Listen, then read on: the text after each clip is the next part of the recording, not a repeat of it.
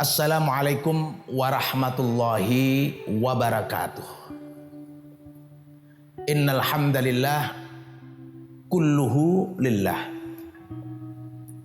Asyhadu an la ilaha illallah wahdahu la syarika lahu wa asyhadu anna Muhammadan abduhu wa rasuluhu la nabiyya ba'dah. Allahumma shalli wa sallim ala nabiyyina Muhammadin wa ala ali Muhammad. Pemirsa rahimakumullah. Kita ini sudah dikaruniai nikmat yang tidak terhitung berapa jumlahnya.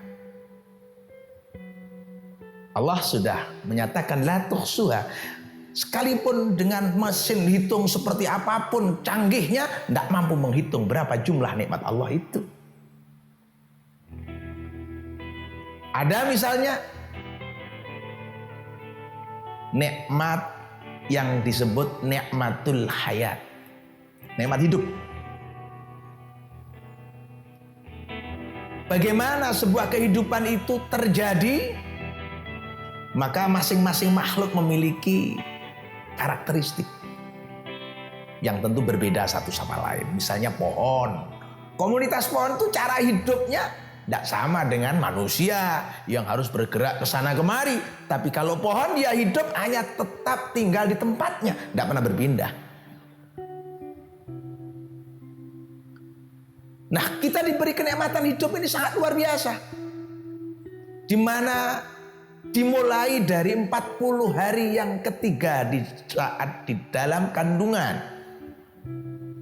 di mana Allah utus summa yursalu ilaihil malak, seorang malaikat yang diutus oleh Allah Subhanahu wa taala untuk apa? Fayangfahu firruh, meniupkan ke dalam janin, ke dalam fisik kita yang sudah terbentuk struktur organnya yang lengkap dari mulai kepala sampai kaki, yaitu ar-ruh. Ruh.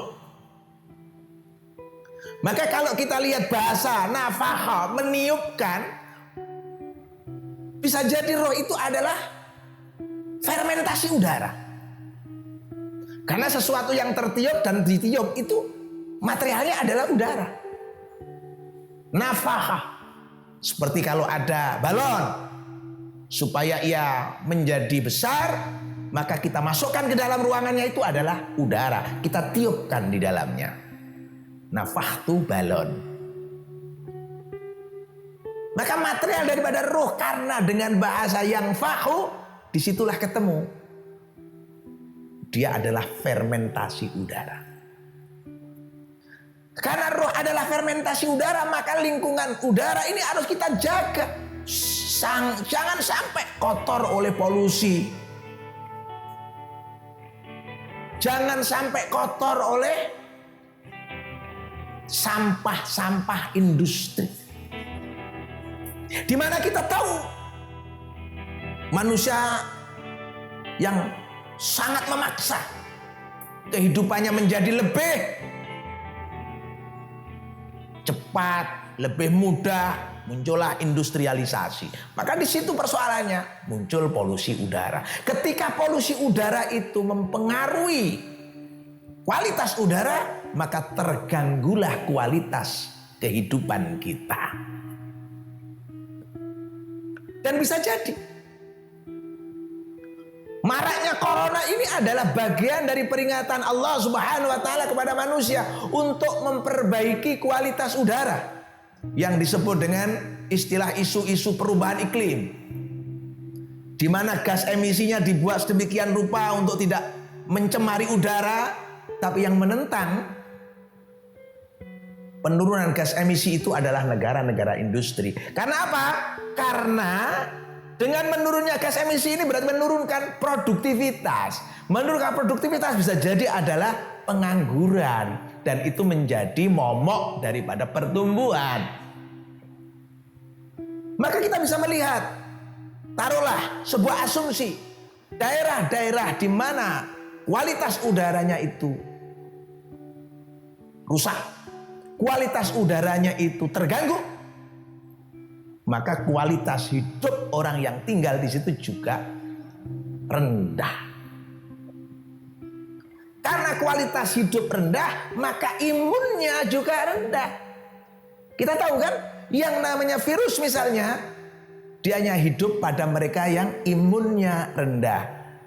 Hampir sama dengan iblis. Iblis itu berkembang hidup pada mereka yang imannya rendah. Jadi iblis, inangnya siapa? Inangnya adalah manusia yang imannya rendah. Sedangkan virus, inangnya siapa? Inangnya adalah yang imunnya rendah. Nah, kenapa kok iman rendah? Karena mereka itu tidak taat kepada Allah dan Rasul. Nah, kenapa imunnya rendah? Karena dia tidak taat kepada aturan yang sudah ditetapkan oleh Allah tentang menjaga kualitas udara. Maka Allah sudah ingatkan, "Dhaharul fasadu fil barri wal bahr bima kasabat aydin nas." Telah nampak kerusakan di darat dan laut. Oleh apa? Oleh karena ulah manusia. Manusia melakukan industrialisasi besar-besaran, mekanisasi besar-besaran, dengan mengeksploitasi gas buang besar-besaran, kualitas udara menurun, polusi memenuhi seluruh ruang, maka terganggulah kehidupan kita, maka terganggu pula lah nyawa kita, roh kita, yang tidak lain adalah juga fermentasi udara itu sendiri. Maka di sini seharusnya muncul kesadaran bersama. Bagaimana menjaga lingkungan hidup yang baik? Bagaimana menjaga lingkungan hidup yang sehat? Karena apa? Karena ini adalah udara. Udara itu ya nyawa kita. Oksigen itu ya nyawa kita itu sendiri. Wa nafakhtu fi min ruhi. Aku tiupkan ke dalam diri manusia itu rohku. Lah kalau bahasa nafakhar, meniup, berarti adalah udara material roh itu. Maka kita jaga kualitas udara. Mereka yang kualitas udaranya bagus, hidup di dalam ruang kualitas udaranya yang bagus, cenderung imunitasnya juga tinggi. Yang imunitasnya tinggi tentu punya benteng yang kuat terhadap serangan virus.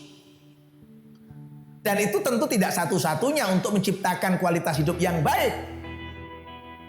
Di samping manajemen kejiwaan, di samping manajemen ruhiyah, ruhaniyahnya, di mana syarat hidup dengan kualitas yang baik, di samping memang kualitas udaranya baik, oksigennya cukup, kehidupannya juga tenang. Mereka-mereka yang kemudian cepat koid itu ya, karena apa? Karena salah satunya batinnya itu ngerangsak, hidupnya tidak tenang alias stres.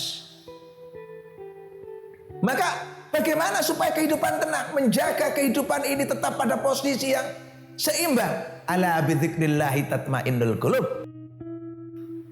Setiap gerak langkah kita, setiap ucapan yang keluar dari mulut kita, hendaklah itu bernilai zikir.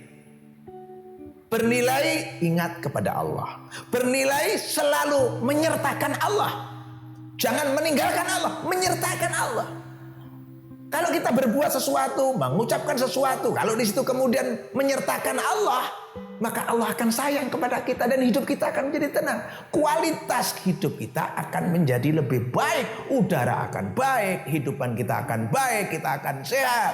Maka solusi dari keluar kecemasan corona ini adalah bagaimana kita memperbaiki iklim, bagaimana kita memperbaiki udara, kita kembali pada kehidupan yang taat kepada Allah dan Rasulnya. Apa? Kita jaga alam ini, karena ini sudah diserahkan kepada kita untuk mengelolanya.